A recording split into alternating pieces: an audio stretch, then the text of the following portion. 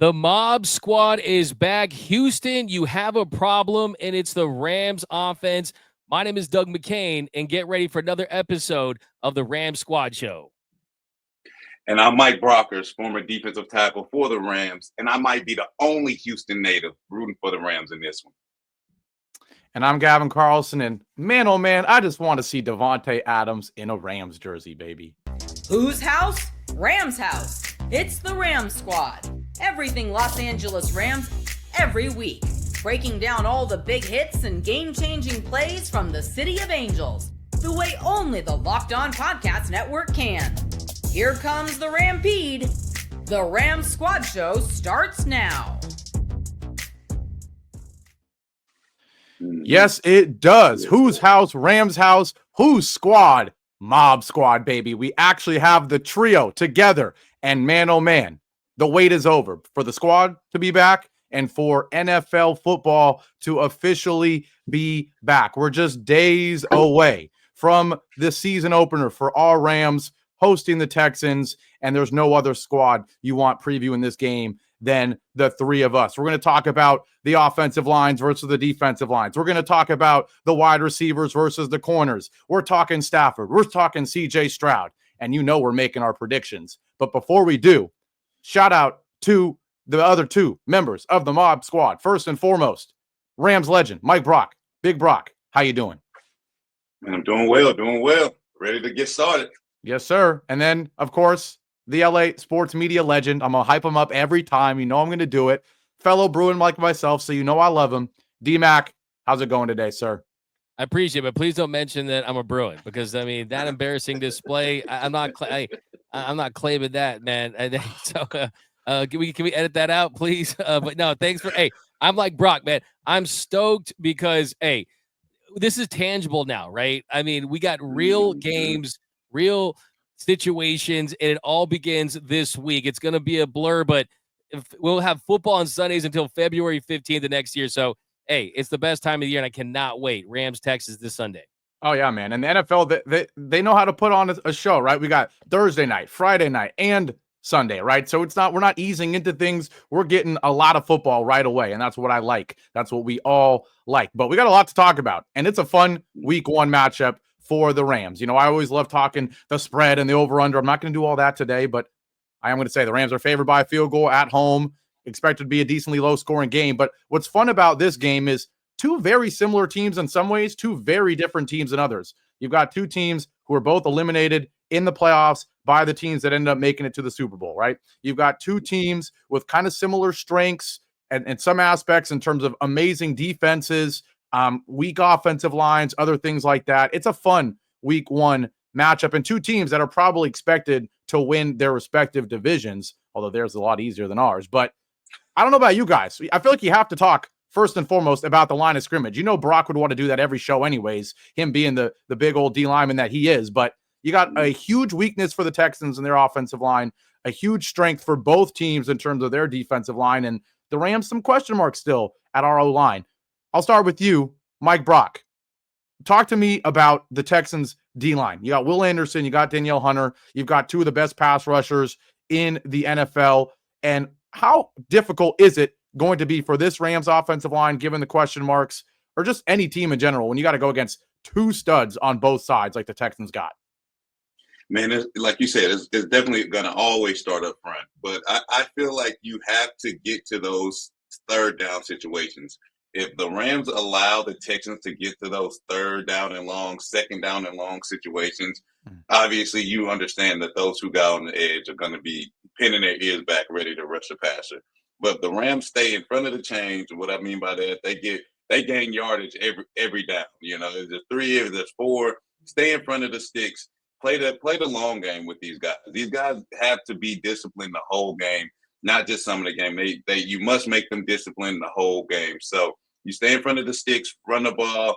We all know that the Rams aren't going to just attack them one-dimensionally. They're going to run the ball. They're going to run screens. They're going to run sweeps. They're going to run bubble screens. They're going to take the top off. So, I think the X factor in this game is definitely, the offensive mind of Sean McVay versus the defense of the Texans. Yeah, I love it. Yeah, absolutely. I think that that's the number one thing is, can the Rams run the football against this Texas defense? Because I think this Texas defense has the potential to be a top 5, top 10 defense. I think they're a lot to be a top 10. They could be a top 5 defense. You mentioned Daniel Hunter and Will Anderson in year 3 getting to the quarterback. But if they do have a weak spot, it is the tackles. The interior there, you can run the football against these guys. Mario Edwards Jr., Sheldon Rankins, that kind of is the soft spot. And Kyron Williams is going to be fresh. This offensive line is healthy. Getting news that Alaric Jackson is ready to go is going to be massive. I think kind of one of the things I talked about today on the show is I think Kevin Dotson could be a Pro Bowler this year, right? And like I think this offensive line with Steve Avila ready to take a jump, having Coleman Shelton back is a great opportunity, especially too when you kind of want to ease Matthew Stafford into the season dealing with injury. I think running the football early is going to be absolutely key. And if there is a spot that you can exploit, it is that interior defensive tackle spot for the Texans. So I love that too. I think Kyron Williams has a big day, 100+ yards rushing, maybe a couple touchdowns, and you feel a lot better about the Rams' chance of winning this one. Yeah, what you said about easing Matthew Stafford into things, I think you couldn't have said it any better, right? Obviously, every time he gets hit, you're going to hold your breath, right? But if there's a way you can delay it until the second quarter, the third quarter, when that first big hit comes, right? Staying ahead of the chains, like Brock said, just relying on that huge advantage you have in the interior line, like you just said, D-Mac. I think that, if you trust anybody to create a scheme that's not going to put pressure on their quarterback at Sean McVay, I'm excited to see Devontae Adams. And that's what I'm excited to see. And we'll talk about it a little bit later, that matchup of 2 studs for the Rams against 1 stud in Mr. Stingley. But how are they going to handle 2 Rams receivers, right? We'll get to that. But I do now want to talk about the other side of things. There's so much to talk about in this show, but sticking the line of scrimmage, the Rams, we were talking about the strength of the Texans being the pass rushing, obviously the Rams. And it's fun in this matchup. You've got 2 kind of rising, soon-to-be defensive player of the year candidates in Jared Verse and Will Anderson, right? 2 great number 2s and 3s on the D-line for the Rams. But can we talk about how bad this Texans offensive line was last year? I pulled up some stats here. I came prepared. I got homework, okay? The Rams love to stunt, right? They don't have to because they have the talent where they don't have to, but they love to stunt. When the Rams stunt, this is per PFF. Last year, 1st in pressure rate, 1st in sack rate, 2nd in overall pass rush grade. So you're already feeling really great about things, regardless of who they're going against. But on the other side, the Texans, and obviously they have a lot of new faces on the line. They have a new offensive coordinator. We'll get to that in a second. But the Texans against stunts, 24th overall pass blocking grade. How about the 2nd highest pressure rate allowed and the 2nd highest sack rate allowed? So the Rams, if they just pin their ears back, they're going to get to the passer. They're going to get to CJ Stroud. But when they get creative with these stunts, it's not only a strength for them, huge weakness for the Texans. And so while the Rams certainly aren't going to protect Stafford perfectly, the Texans are way more screwed in terms of pass protection. Talk to me, Brock, about what a stunt means. You're the guy who's done it a billion times, and what makes a team maybe good at stunts, an offensive line maybe bad at blocking stunts. Definitely, like I said before, getting teams in long yardage situations. You get a tackle for loss on first down. Now it's 2nd and 13, 2nd and 15. So then now you can pin your ears back because you kind of feel like, hey, they can't just run the ball to get this first down. They have to throw the ball. And then when you have continuity with your D line, they've been working together last year. They're together this year. You can run those games. Maybe the D tackle gets up the field, and it's not like a called stunt. Maybe you get your D tackle up the field. Jared Verse sees that, he makes an inside move and he comes underneath, and then you get a sack just off of that. Just working, and the defensive line just working together as a team. You definitely got to put yourself in position to make those things happen. I mean, when I was playing, they always said you have to earn the right to rush the passer. What that pretty much means is go out there, play the run on 1st and 2nd down, get those tackles for loss so you can really pin your ears back on 3rd down and get after the quarterback. Yeah. I'm curious too, D-Mac, I'll ask you, because the Texans, whole lot of changes offensively, new offensive coordinator, no Laramie Tunsil, bunch of different offensive linemen.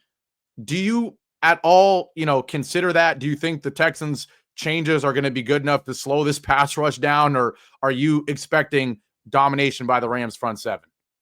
Yeah, I mean, just talking to people that cover the Texans, the big criticism for Bobby Slowick, who they fired and replaced with Nick Caley, who Rams fans should know very well, was a tight ends coach here. He was with this organization for a couple of seasons. Well, the big issue with the offensive line, of the fact that they just couldn't block and protect Stroud and QB vertical, was they had all these very slow developing plays.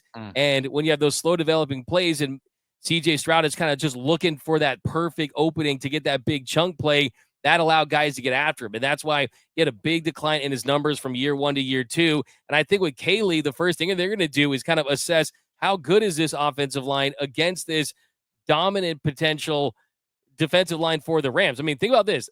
There was 3 Rams players that had 7.5 or more sacks last year, and none of them were Jared Verse. I mean, that tells that not only can they get to the passer, they have like a lot of dudes that get to the passer, right? And I think early on this game, there's going to be this kind of like, early in a boxing match, you're kind of just feeling out the punches. And if they are getting pressure with their front four, then that's going to do a lot for this Rams team, because you're going to be able to stay back in coverage. You can plug up the run game a little bit. Joe Mixon on the IR, so we'll see what they do from a running standpoint. But I do think you're going to see more quick game from the Texans to try to neutralize that pass rush. I think it's going to be on kind of the secondary and the linebackers to kind of be ready to go, and you can't just expect to get to him. But this is going to be the strength for this team. Like, I don't care if Emmanuel Forbes emerges or you get a really good year out of Nate Landman and guys like that. The strength is going to be the front four, and they're all those guys. They have room to grow in their careers and take a big leap. So, yeah, I mean, I would love to see Stroud on that SoFi Stadium turf all day long, but I do think that there's a better chance that the Texans are going to look better than they did last year because of the new offensive coordinator and understanding those deficiencies they had. Yeah, I mean, I think a huge aspect of that is the timing of this game, because it's a home opener. All the change, or not a home opener, a season opener, home opener for us, but a season opener.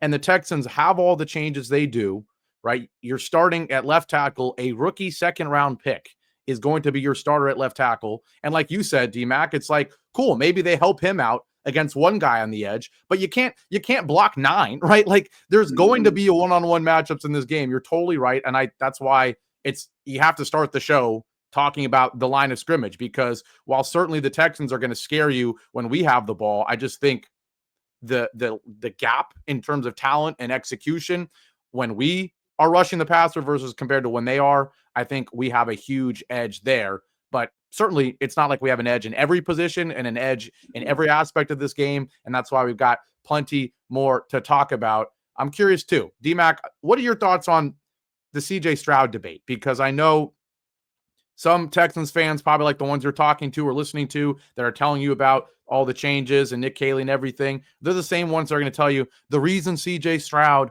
was not great last year, why he had the sophomore slump, was because of those long developing plays that you mentioned, because of the horrible offensive line. You got other people that said, yeah, sure, but he also just didn't look like the rookie CJ Stroud. What's your take on CJ Stroud coming into year 3?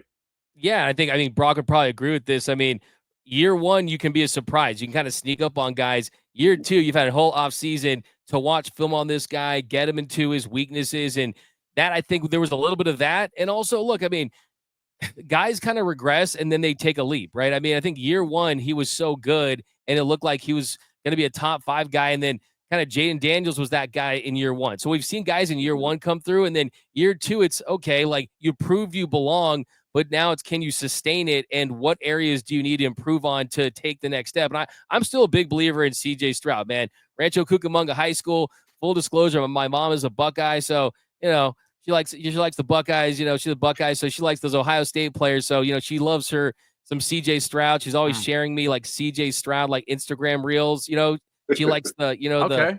Whatever the heck that, you know what I mean? Like, my mom knows how to do that, but I'm always a big believer in pure throwers of the football, right? And like, he's a pure thrower of the football, and he also has some mobility, really smart player too. So I still think there's a ton of upside there. I think that his ceiling is still 5 to 10 quarterback in this league. And I think too, that's another big thing. We talk about week 1. I was going to kind of get Brock's take on the whole saying that week 1 lies. You know what I mean? Because some people say week 1 lies, but I think guys like CJ Stroud, week 1 just means so much more because you've heard people say it's a sophomore slump and he took a step back. He's been thinking about that all off season. And that's why I kind of don't want to play CJ Stroud in week 1, even though they don't have Tank Dell, because he's ready to unleash and show that, hey, he still has that upside that everyone was saying he had after his first season. I love it. I love it. Well, we got a lot to talk about because I want to hear Brock's take on what week 1 means. We got to talk about, we still haven't, I want to talk Davante Adams. Okay. We're going to get to that. We got so much more and we got to make our predictions too. So we're just getting started here on this first ever game day, game week prediction preview video of the Locked On Rams squad show. We'll be right back. Now, today's show is brought to you by the wonderful people at FanDuel. You know, the NFL is back. All the excitement is back. And you know, whether you like it or not, people are going to be talking about their bets, their parlays, their fantasy squads, all that good stuff.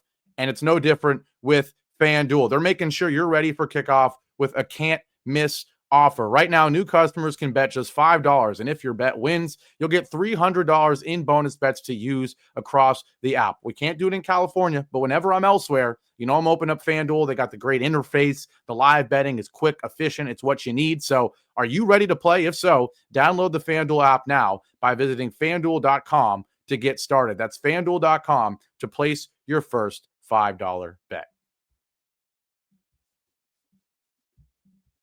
Back here live, not technically live, I guess, but back here recording live in the flesh. The Mom Squad is back on the Locked On Rams squad show. We talked about the line of scrimmage. We talked about it plenty. We got a D lineman in here, so you know we have to start with that. But let's get to what everybody likes to talk about.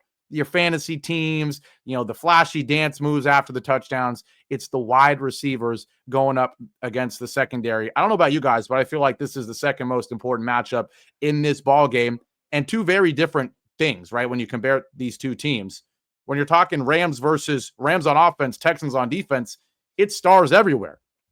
Davante Adams, Puka Nacua, Derek Stingley, who might be a depoy candidate, right? On the other side, maybe a lack of stars. You got Nico Collins, but then, you know, the Rams secondary a weakness, the number 2 for the Texans kind of a weakness. Brock, we'll start with you. You before, when we were getting ready, you're like, whoa, Gavin, we have to talk about the number 2 receiver for the Houston Texans and who it's going to be. Some people see Christian Kirk being signed and think it might be him. Obviously, they have Hutchinson coming off his rookie year. But you said, hey, Jaden Higgins, guy out of Iowa State, he looked real good. Talk to me about him, Brock. Yeah, I mean, just being a Houston native, getting to see some, Houston media talk and things like that. He's very consistent. He's been very consistent throughout the preseason. He's been somebody they can count on. He's also been getting reps with the 1s and 2s as well. So I think they are slowly but surely sneaking him in the lineup because they feel like they can count on this guy and he's ready to step up and make some plays. So I look forward to him, being in the lineup come Sunday. And us being able to see what we can do versus him. But I agree with you. Like, I think this matchup between the wide receivers versus the Houston secondary is going to be a big impact on the game. I think, like you said, we have tons of stars on our offense, but it's definitely going to be how disciplined can the secondary be. Like I said earlier, Sean McVay isn't going just to attack you vertically. He's going to test all the things that you do wrong. He's been watching film for this whole offseason, being prepared for this first game. So he's doing everything that maybe they did wrong throughout last year. If it's the play action pass, is it the screen game? Is it the bubbles? Is it the rubs? They have to be disciplined the whole game. And that's one thing I just don't know that's going to happen. Obviously, you said Lassiter had a tough year last year. Like he made some plays, but he was also somebody that other teams went after in certain situations. So one thing I know about the Rams team is they're always going to win situational football. So when it comes down to the 2 minutes, before halftime, getting those 3 points to the end of the game, is a Houston secondary going to be able to be disciplined the whole game? And that's one thing I just don't think that's going to happen. Yeah, no, I think that's definitely where this game's going to be won and lost, I think, especially in the second half when it comes down to it. But, yeah, Jane Higgins is a guy, yeah, I mean, he's huge, man. He's like 6'4". Heard a lot of good stuff about him. They was dominating in practice in their scrimmages against the Lions. He looked really good. So, yeah, that's a really good point. I mean, like, who is Stroud going to go to if that offensive line is more improved, right? I mean, that's kind of the number one thing for Stroud is can they protect him? And you got Christian Kirk, who I think is a big help for him. And, of course, you don't have Tank Dell. But as far as the Rams offense go and Devontae Adams, I think kind of my big take there is like, look, when you got Devontae Adams and Puka Nacua, you really truly have a 1A, 1B. And you really don't have that for a lot of teams in the National Football League. And certainly you didn't have it last year. I mean, if last year when Puka was healthy, if he was a 1A, then, I mean, Cooper Kupp, with all due respect, based on where he was at his career, was kind of like a 1D or 1C, right? But you truly have two top 10 to 15 at worst receivers paired with an elite quarterback when he's right. So that's going to be the big difference in this game. And I think, too, you look at Derek Stingley, I think he's probably the best cover corner in the league right now. He's certainly in the conversation. That's kind of where you want to be at. But when are they going to attack him, right? Are they going to do it early in the game? Or are they going how aggressive is Stafford and Sean McVay in this offense going to be early in games? Because that's going to be really the big thing I'm looking for early on, because I think you're going to see a balanced offense from this team. And then I think in the second half, they'll start to kind of open some things up. But that's definitely the matchup right there is Stingley versus some of these dynamic Rams receivers for sure. Yeah, but and just again, like you said, not many teams have a 1A and a 1B at receiver, but almost no team has a 1A and a 1B in the secondary, right? It's just such a tough thing to have two studs. And I did think Lassiter was above average for a rookie, right? And I think it'll be interesting to see what he can do. But against a 1A and a 1 and a 2, they have a pretty good secondary. Against a 1A and a 1B, like you're saying, D-Mac, it's going to be an advantage. And that's not even considering how well we expect to run the football against the Texans. It sounds early on. I don't know, because I did not know your guys' takes coming in this game. It sounds like we're all leaning one way. I don't know. We'll see. We got our predictions happening later in this show. We might surprise somebody. But outside of the stuff happening on the outside with the receivers and the DBs, at the end of the day, it comes down to who's throwing them the football. Plenty of questions about Matthew Stafford, of course. Some questions, like we said, about CJ Stroud. D-Mac, I'm going back to you because I know you have been following the Matthew Stafford situation closer than maybe anyone on planet Earth. How scared on a 1 to 10, 1 being no concern at all, 10 being light the world on fire, I'm nervous as heck. Where are you at in terms of Stafford not coming into the game? I think we all feel decent about him coming into the game, but after that first hit, after that second hit, whenever it does come, what level are you at? I would say probably like an 8, like as far as like 8's how confident I am, right? No. 10 was the super concern, light a fire. Oh, that's like concern. Okay, yes. So I'm actually at like a 2. Okay, I really wow. am. I really am at a 2 just because he's a guy that's played through injuries throughout his entire career. I mean, he's one of the toughest quarterbacks you're ever going to come across. So even if he is a little banged up out there, I mean, he's still going to play through it. And he's not someone that's, I mean, I will say, like, looking at him, he's not going to be Lamar Jackson out there, but you do want some mobility to extend plays and maybe make some stuff out of structure. And that's kind of what I'm looking at. Not as, okay, can he make throws in the pocket? It's, hey, if the play breaks down, can you buy yourself an extra couple of seconds to find the tight end, to find some guys kind of breaking on in routes kind of late? And I think that's where the back issue, if it's a problem, is going to be felt. I don't think that, I mean, once you got, Brock, I mean, you see him on the sidelines. Once you start slinging that thing, it's mesmerizing. It really is. Like the way he can spin it is it's top 10. It really is in the game. So when he gets up from that first hit, though, and he looks just the same the very next snap, I'm going to be feeling better. Now, the question is how he plays versus how he feels after the game versus how he feels the next morning. I think it's a whole nother topic of conversation, but I do think that they've really handled this with kid gloves. Like they've really proceeded with caution this whole time that hopefully we forget about this whole back thing. And there's something that someone told me when it comes to backs. It's you don't stop having a bad back, right? Like even when the back gets healthy, you don't stop having a bad back. It's like, it's still a bad back. You're just kind of managing it. Right. And I think there's going to be a lot of pain tolerance. If there's one guy that I would bet on to manage the pain, it'd be Matthew Stafford. So he knows there's not a lot of runs in him, right? He knows that There's a lot more yesterdays than tomorrows in his career. And I think he's ready to empty the tank one more year and possibly two to go after another Super Bowl. And I think it's going to be good. I think that he's going to, I'm looking at like a 260-yard game for Stafford, something in that range. I think he's going to feel it early. Well, I'll be honest, D-Mac. I'm very happy to hear 2 out of 10 for 2 reasons, okay? For 2 reasons. First and foremost, again, you've been on this. You've been watching it as close as anyone. So if you say 2, that makes me feel better. But the other reason I'm happy that you said that is because I need there to be some disagreeing on this show. I don't want it to be first take level, but there needs to be some disagreeing. And man, D-Mac, I couldn't disagree, man, anymore. I'm terrified. I'm terrified. I truly am. I think I'm at an 8 on the 10 being scared level for a couple reasons. One, do I think in terms of like Brock was saying when he went on his little mini rant in one of the shows, like, man, this guy doesn't need the preseason. He doesn't need training camp. He's a stud. I'm not worried about that. I truly am terrified of A, when he gets hit, is he going to stand up? How is he going to look when he stands up? And 2, as much as we love and are very confident in Sean McVay protecting Stafford as much as possible, you can only do so much against this front seven. And so while I think this is a good time to play the Texans in the sense that their offensive line and offensive coordinator don't have time to get used to things, it's also a horrible time to play them because, man, Matthew Stafford week 1 has to play against those two.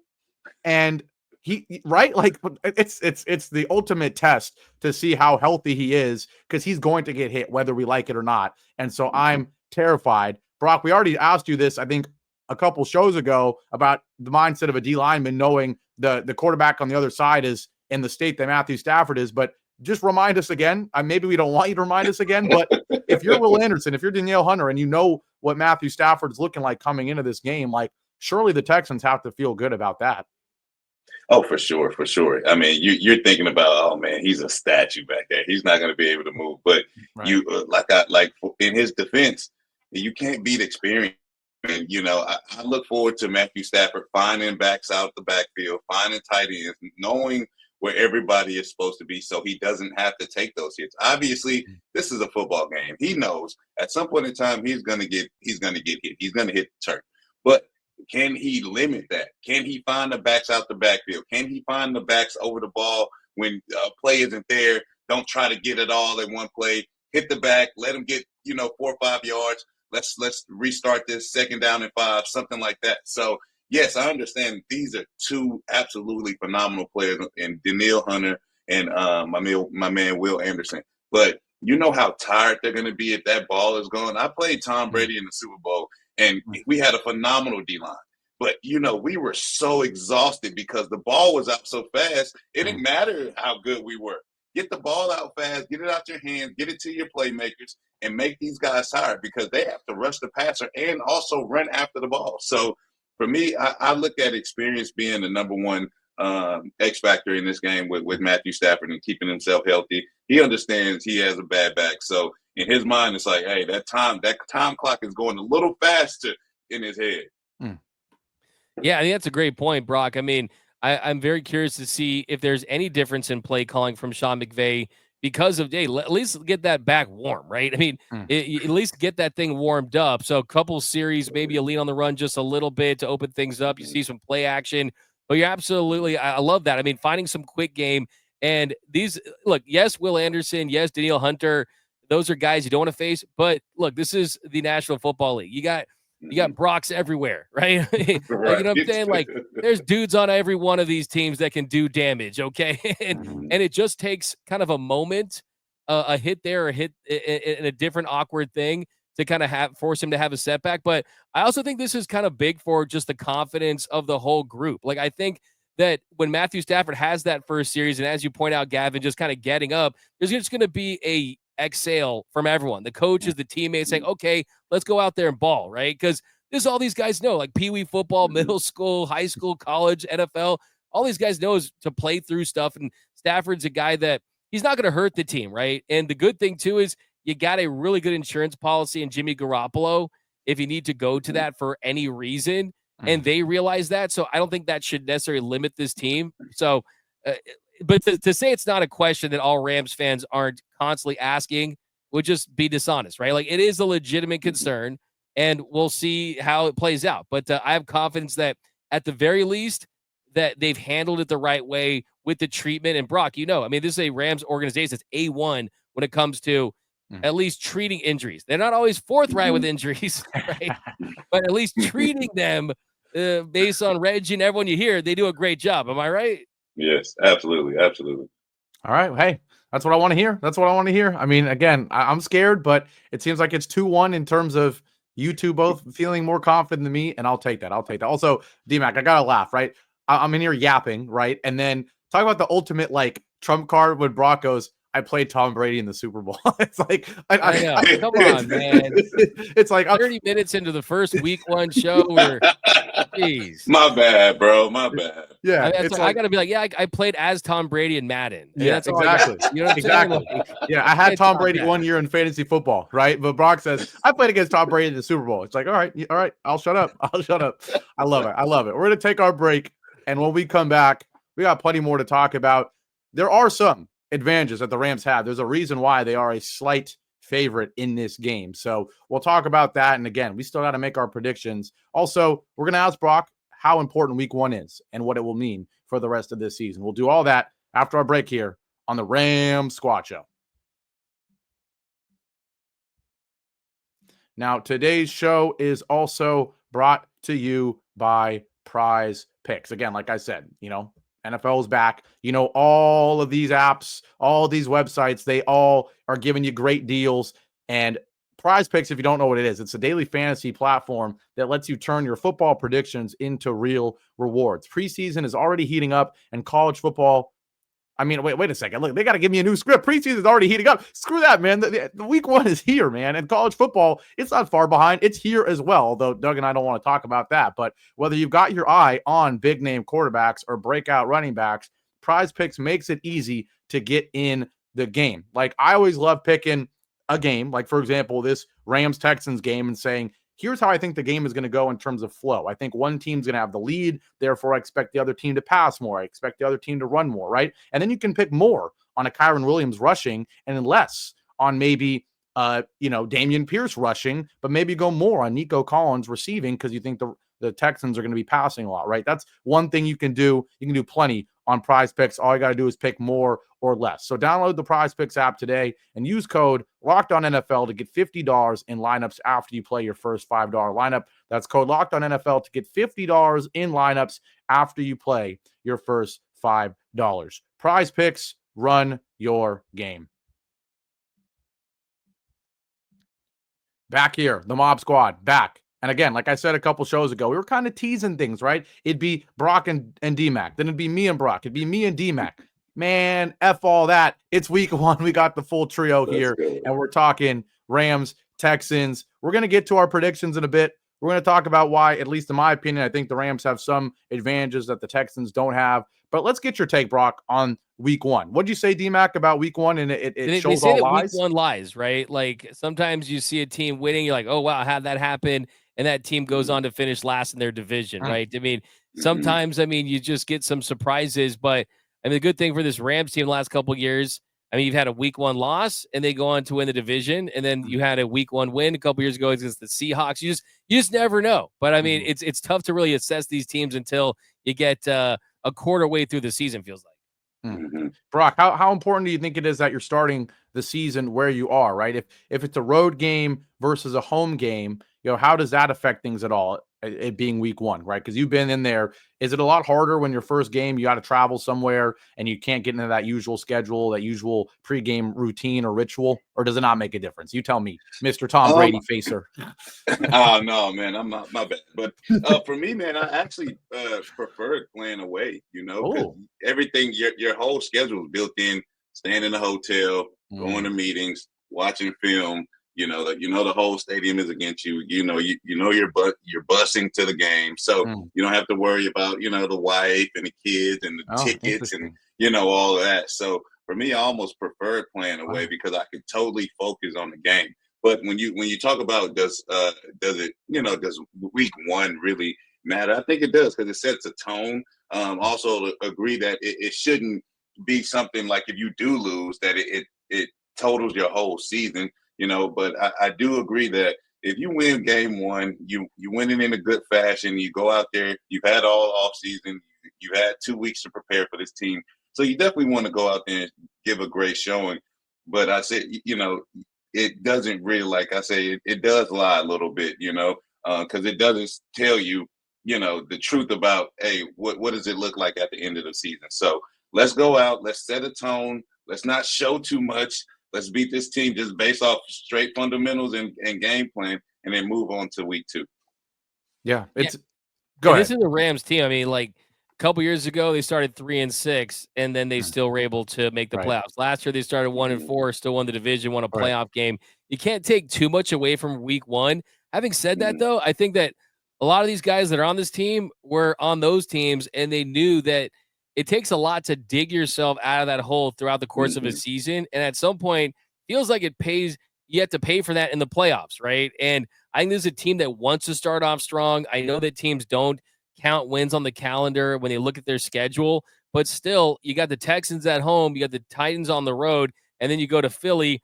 It would be a great way to open up this season where they realize that you're not going to have this group together forever, where you got a combination of veterans and young emerging talent. So I think that there's going to be more of a sense of urgency, it feels like, early on in the season. At least that's the sense that I get. And yeah, of course, I mean, it's nothing worse than like waiting for 6 months and having your team lose. Like, it's terrible.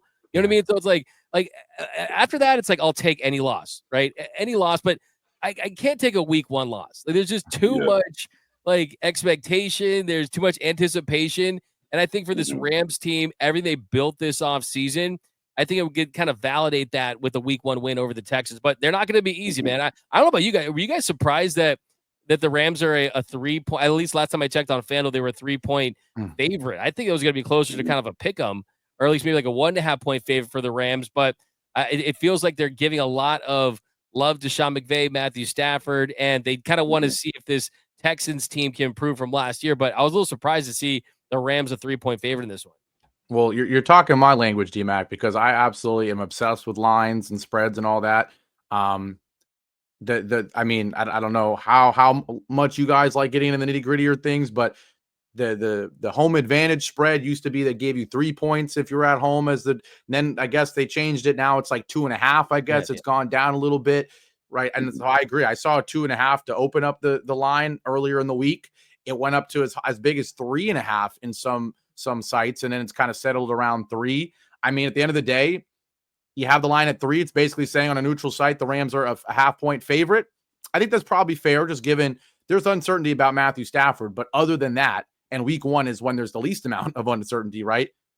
Other than that, we don't have question marks. The Texans have a lot, man. You got 4 new O-linemen. You got a new offensive coordinator. So I do think with the timing, I think it kind of makes sense. But it's a rough opponent to open the season against. I'm curious, too, what your guys' thoughts are when we're talking about the schedule. Knowing you have, I don't want to say a cupcake, but one of the easier games in your schedule the next week, like, does that, you could go either way. Does it make this game maybe not matter as much, knowing, hey, we'll probably win in week 2? Or does it create a situation where, man, if you lose week 1 against the Texans, week 2 becomes like a early must-win game, knowing week 3's in Philly, right? Which one is it? True, yeah. Which one is it? That's a good point. Yeah. No, what were you saying, Doug? No. I would say that's a good point. I mean, I didn't really think about it like that. I mean, if you lose this game and then something weird happens in Tennessee, it's like, holy crap, we 0-3? You know what I mean? Versus like, you win against the Texans, you take care of business against the Titans, then it feels like you're a little bit of house money going up against Philly. There's a little more pressure on Philly, and I still think they can win that game. But I think from just a overall kind of the trajectory and the optics of the season go, you don't want to go into that Philly game where it feels like you have to make up for losses, right? I hate when you kind of go up against really good teams and it feels like you have to make up for a bad loss, and you make up for it by beating a team you're the underdog against. So I agree with you. I mean, just kind of putting some money in the bank early is going to be huge for this team heading into Philly. And I don't want to look too far ahead. I'm curious to see Brock, though. Like, I mean, I've been told like the difference between like the really good teams and the bad teams is closer in the NFL than any sport, than Major League Baseball, than the NBA. And like, just because every team has dudes, right? You got their bad teams, right? But especially early on the season when teams still have everything to play for, I feel like good teams don't take any teams lightly. Would you agree with that? No, yeah, I firmly agree with that because I mean, like you said, man, everybody has guys on their team. It's just about how the team is coached, how do they handle situation. Are they key players injured? And you think about this game. Houston has no running back, no starting running back. You're leaning on an older Nick Chubb to kind of lead your team, and Damian Pierce, who they cut, released, brought back on the team. So there's a lot of uncertainty when it comes. No Joe Mixon. I mean, when they don't have a good solid running game, and that's what the Texans really need. They lean on their running game when they need it the most. So for me to have a team, kind of behind the fences, and that they're a little injured, there's a little uncertainty on the line. They have a new offensive coordinator, and you feel like you guys have it all. You definitely have to set the tone this week, and then go into Tennessee, handle business, and then week 3 going against Philly. Let's see who the big dog really is in the NFC. Yeah, I want to touch on that though, Brock. I mean, you bring up the running game and Nick Chubb and kind of what they're going to try to do with an offensive line that's not a cohesive group yet. I mean, who knows? It could be sink or swim for them, but that's where you get the benefit of Poona Ford. And does that pay dividends early on? The Rams were 26 in the sport when it came to yards per carry for running backs. So that's an area that you need to see cleaned up. You, as one of the best run stuffers on this team in your generation, I mean, what is it tell early on that this Rams team has gotten better at stopping the run? Man, like I say, you putting them behind the chain, you getting tackles for loss, you actually going out here and dominating the line of scrimmage, not just playing, like really dominating. Show your dominance in this game. Show why, you should have won Rookie of the Year when you're Brandon Fisk.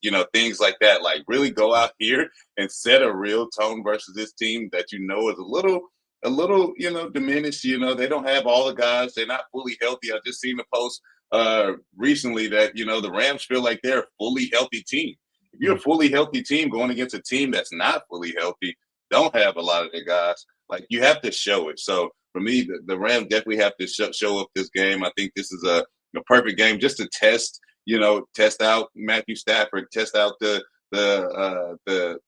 continuity between him and the receivers. Because I mean, Gavin, you can't wait for Devontae Adams to catch a pass.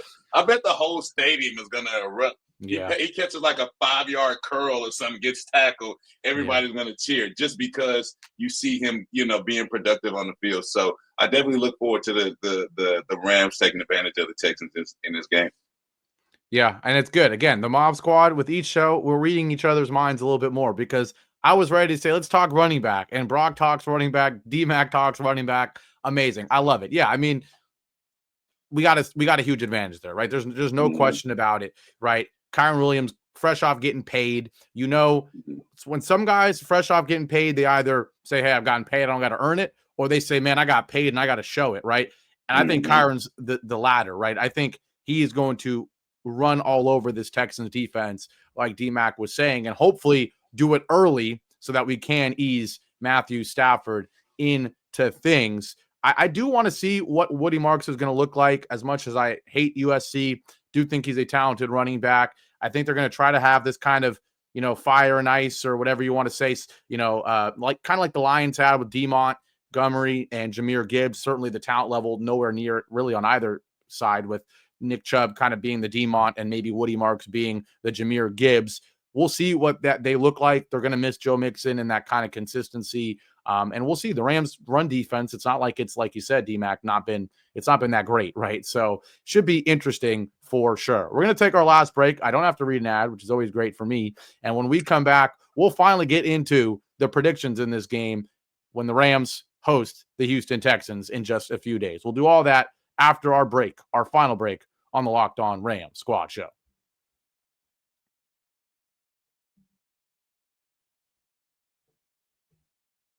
All right, the time is finally here. All the yapping, all the preseason talk, all the Stafford injury talk, all the training camps, the roster, those stupid unofficial depth charts. Actually, I want to hear your takes real quick on these stupid unofficial depth charts. I've got whatever Merritt Bill, right? The Commanders running back. I've got him in all 3 of my fantasy teams, and they released that stupid depth chart that says he's 4th, right? And people are losing their minds. And then report comes out today. Oh, actually, he's been the number 2 behind Eckler all preseason, all training camp. And I'm sitting there going, these stupid unofficial depth charts that are released by the PR team and not the coaches, right? Brock, what depth chart story? You got something for me, or what's your take on these unofficial depth charts by people who don't even know their roster?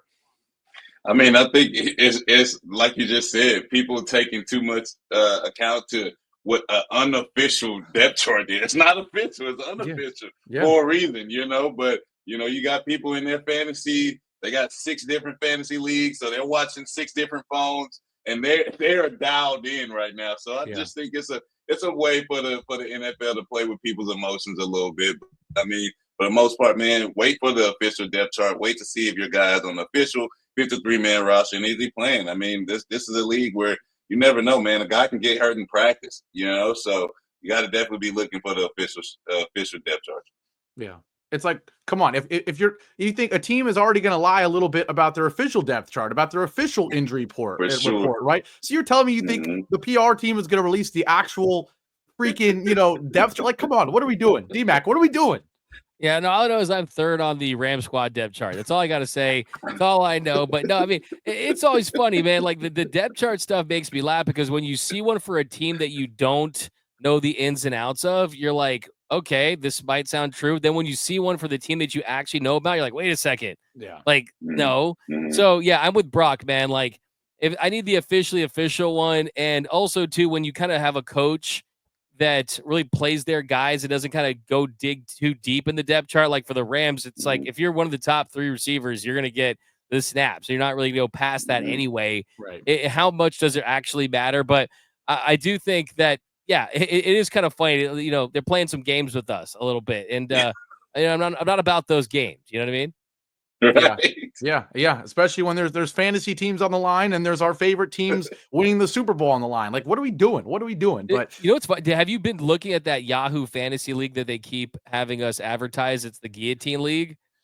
Do you know how this league works? No, yeah. I mean, I've read the ad enough to understand that it's like set me up with one, right? Yeah. And if you lose in the first week, you're done. Yeah. Like it's straight up like Squid Game, the show, but for fantasy football. Like you're done. Like, so I'm going to pay you for a league. And it's like the first week, it's September and I'm done. It's like, I don't know, man. Like it's too high stakes for me. Like I need a chance to like work my way back with like trades and like waiver wire stuff. Yeah. It's too high stakes. You know what I'm saying? Yeah. Well, it's like Survivor, right? I don't know if you guys do Survivor, but Survivor's brutal, right? When it's week 1 and everyone's all like, who are you going to pick to not lose the game?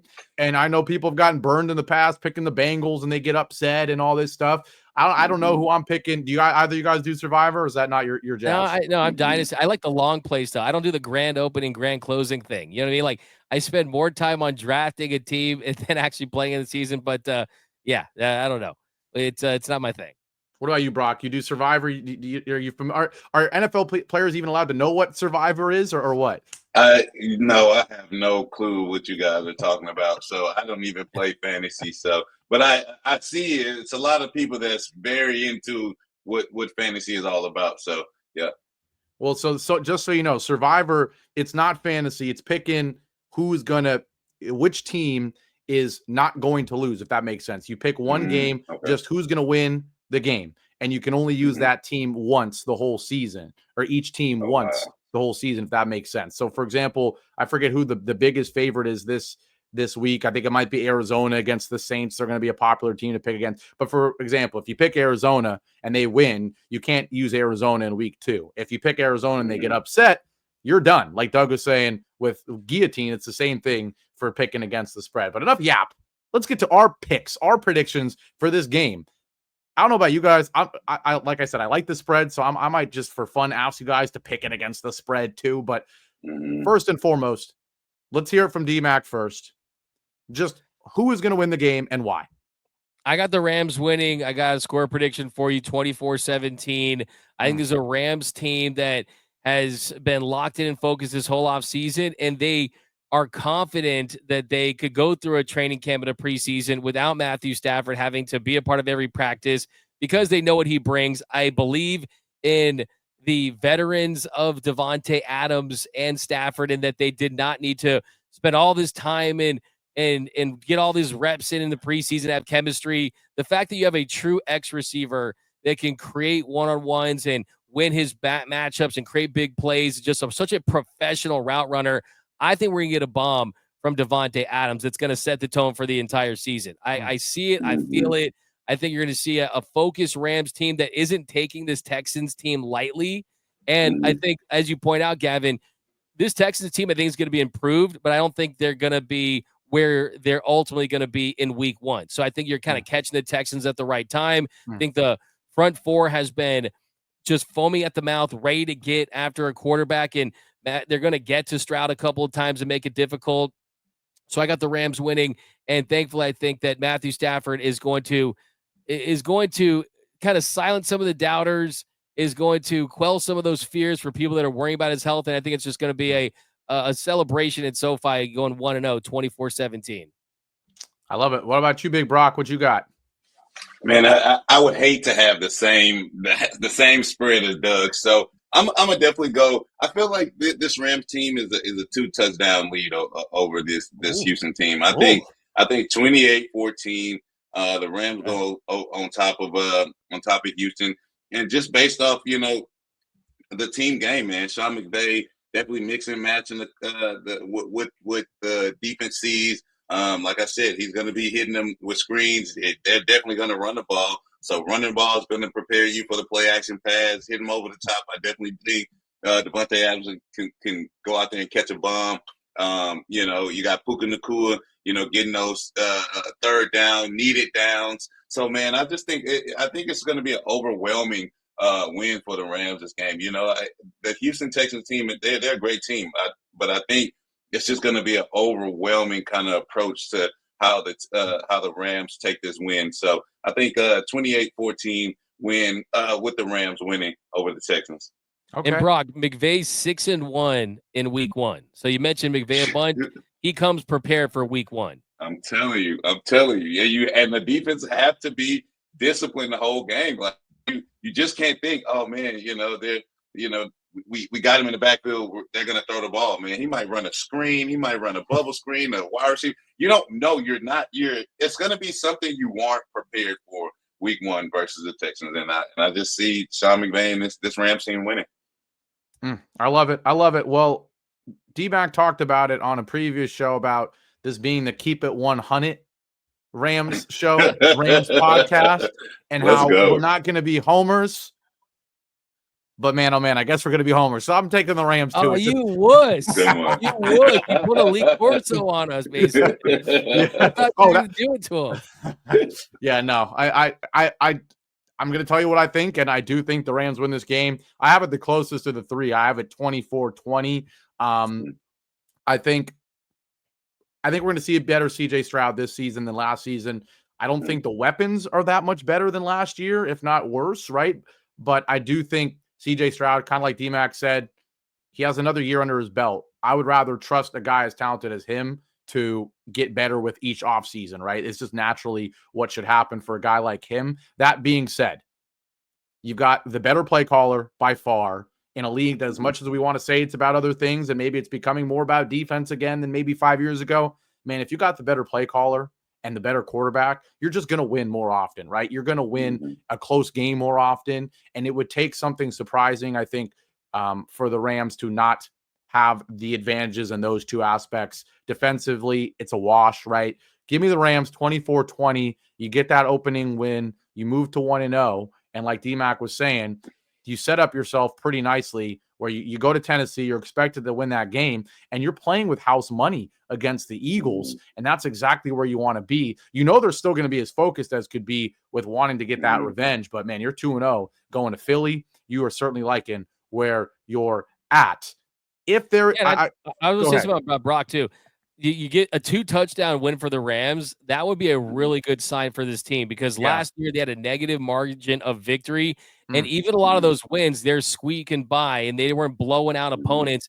And I think that would be a big indicator that this team has leveled up. You're not just winning games, you're winning games convincingly. I think that's what the Rams want to see. I think that's why they try to supercharge that offense with Devontae Adams, and the defense is going to get better. So that would definitely be a really, really good sign to see, oh, okay, you're not just winning games, you're beating teams in dominant fashion. And we know that you look at every year, the teams that are going deep into the playoffs, the teams that win Super Bowls, if you look at their margin of victory, it's usually top 5 in the league. So that's definitely going to be something to look at, is how convincing the Rams wins are this season. So I definitely would love to see, I would love to just be chilling fourth quarter. You know what I mean?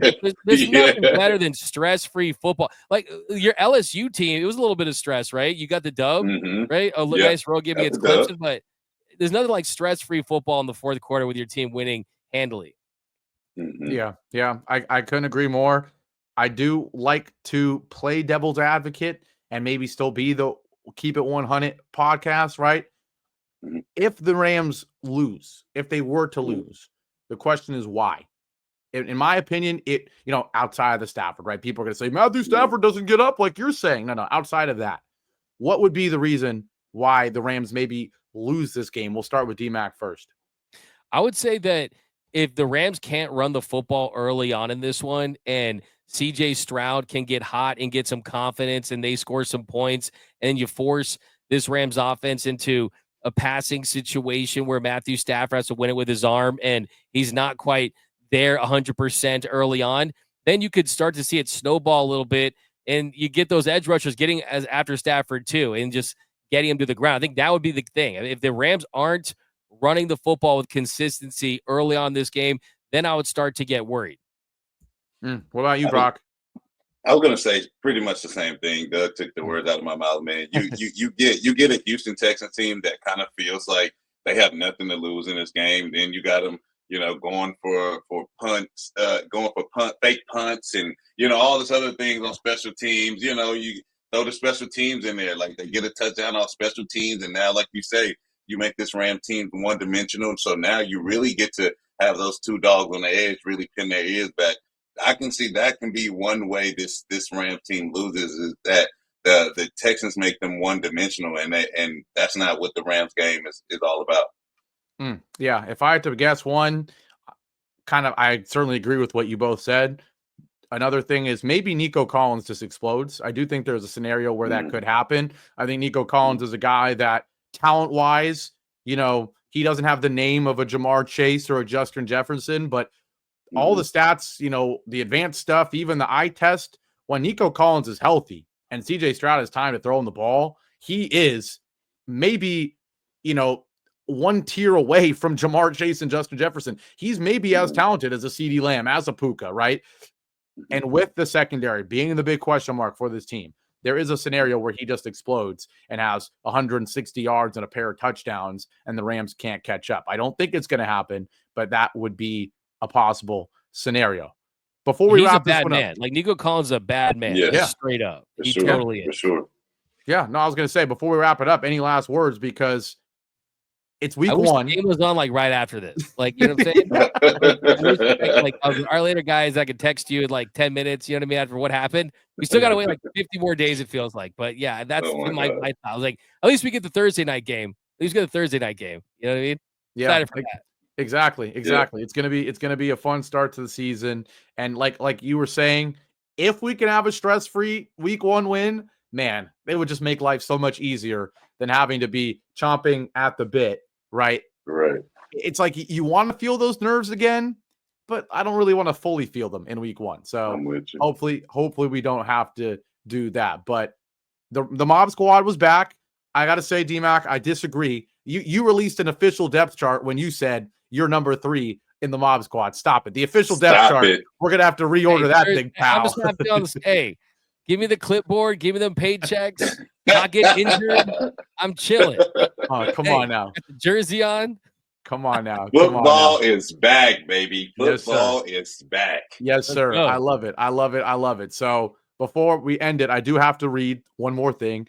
because there's another big moment on Locked On besides the squad show and the NFL. College football is back, and Locked On and Fire TV present College Football Kickoff, your ultimate college football weekly preview. Drake Toll of Locked On Big 12 leads the conversation alongside two-time AP Coach of the Year Gary Patterson, former college star Jesse Hawley, and Locked On's local experts. A college football preview only Locked On can do. Catch College Football Kickoff every Thursday throughout the season, only on Fire TV. And catch the Locked On Rams Squad show with the Mob Squad live after the game on Sunday. The three of us will be here breaking down what is, fingers crossed, hopefully a season opening win for our Rams, baby. Whose house? Rams house. Whose squad? Locked On Rams Squad, Mob Squad. We'll see you guys on Sunday. Go Rams, baby.